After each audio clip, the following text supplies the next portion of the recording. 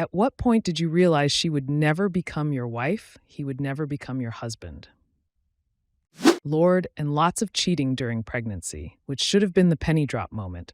But honestly, I was knee deep in a mental health crisis and couldn't see the forest for the trees, let alone evaluate the longevity of my relationship with the father of my child. The real moment of clarity came 10 days postpartum. I was recovering from an emergency C-section after a traumatic 36-hour labor, the most pain I've ever experienced. He was out running errands, and I asked him to grab me a coffee. He told me it was out of his way and he couldn't. I was shocked. An hour later, he walked in with a gas station coffee, and I remember thinking, oh, he's pulled through. It's not the best coffee, but it's the thought that counts. Well, I was wrong. It was a coffee he purchased for himself. I realized in that moment that I wasn't even really a person to this guy. He literally did not see my humanity or care for me in the slightest. He said he wanted to marry me, but he couldn't even get me a coffee under those circumstances. BC, it would require him going 5 minutes out of his way. When he lost his job, and 2 years later, I started to put a dot on the calendar whenever he went to the casino while I was at work. The fact that I felt the need to do it was telling enough. But then when faced with it, he flat out denied how often he was going. He was going 3 to 4 times a week, and I found out later he was thousands of dollars in debt. I was out of there. When I called her out on using lies to cover lies, and instead of owning up/apologizing, she hit me in the head with a metal water bottle. If you were a real man, you would have hit me for flirting with him. No, just no. He was showing me pictures from his trip to Mexico. He goes 3 months a year for family, and scrolled past an album titled Mi Amor. It wasn't of me. We had been together 6 years. I don't even remember what the argument was about anymore. But when he grabbed me by the throat in the car was the moment. There's no going back from that or moving forward. Quietly made my exit plans, called off the engagement, and left. That was the first escalation, and I don't doubt that it would have increased over the years had I stayed. When he said he was unsure about getting married to me and was telling me what I wanted to hear for almost 10 years. When she asked me to bring her home fries after work. So I stopped into McDonald's and got her 2 large fries. I came in with them. She proceeded to take the bag from me, open it up, pull out the fries, and throw them in the trash right in front of me. I was pretty shocked and asked what was wrong. I wanted frozen fries.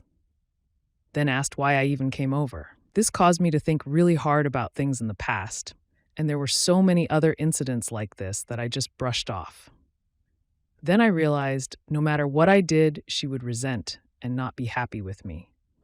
We were living together, super poor. One of our favorite bands came to town, Big Sugar. We talked about it, but it wasn't in the budget. Friday night rolls around and he's getting dressed to go out with the guys. Where are you off to? Big Sugar. What? We talked about this and decided we couldn't afford to go. Oh, we can't. But I can. When I realized I was making excuses for his behavior instead of feeling proud to call him mine. I've honestly had that epiphany for a lot of friendships. That feeling in the pit of your stomach when you realize how many excuses you make for their shit. And then honestly ask yourself if you could see yourself, even on a terrible day, treating someone the way they treat you.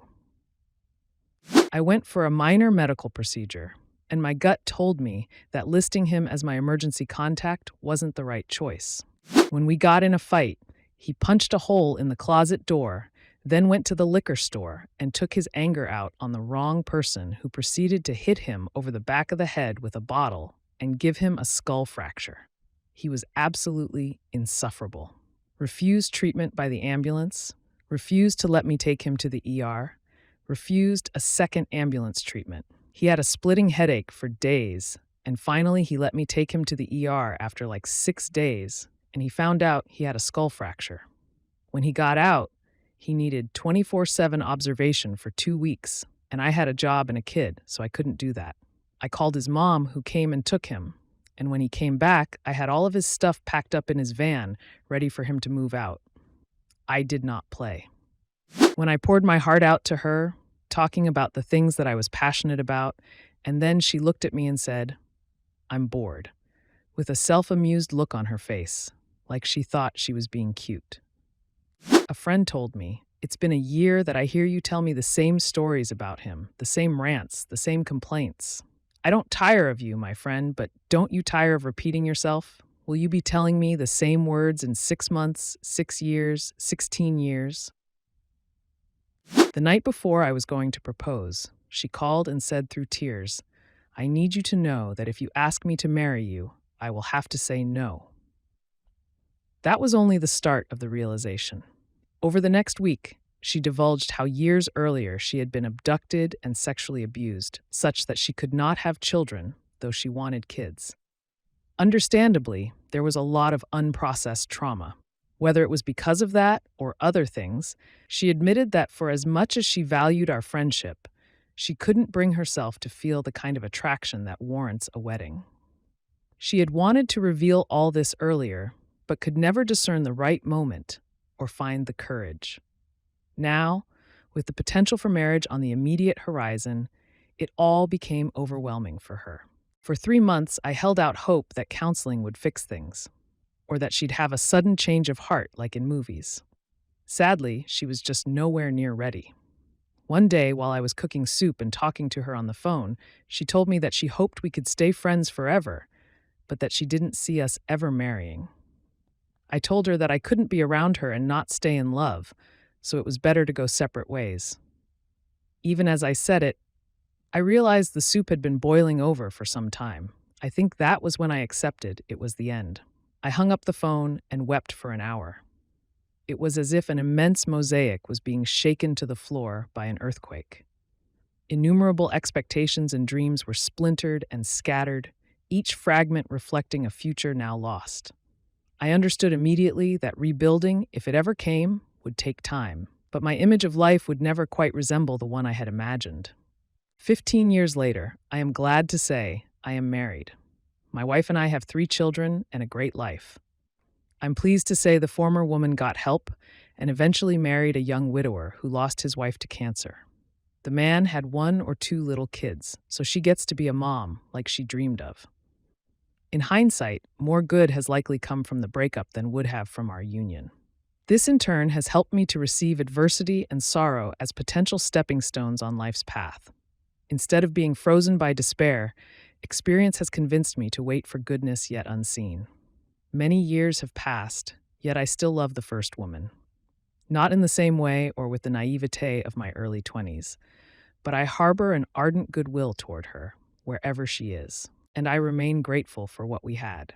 Some mornings, when I am seated outside, birds alight on the table in front of me. After they have rested for a moment, they fly off and I never see them again. The love one shares with another does not entitle the lover to the beloved, or else love would be a cage. Love is a resting place we afford to others for as long as they need. It is a table we offer to weary wanderers before bidding sincere farewells. When I cried about him doing nothing for my birthday or Valentine's Day and he ignored me and watched thirst traps on TikTok as I sobbed next to him in bed, or when I asked him why he was constantly lying to me and him replying, "Well, there's no consequences, so." When he hyped up my birthday present for a month and it was a $12 pair of red-framed sunglasses from Target. That's it. Also, when we were together for 7 years and he was asking me if he should make a huge decision, I thought he meant an engagement ring. This mofo was asking me if he should cheat on me in subtext when he asked me if he should make this huge decision. Dude was evil.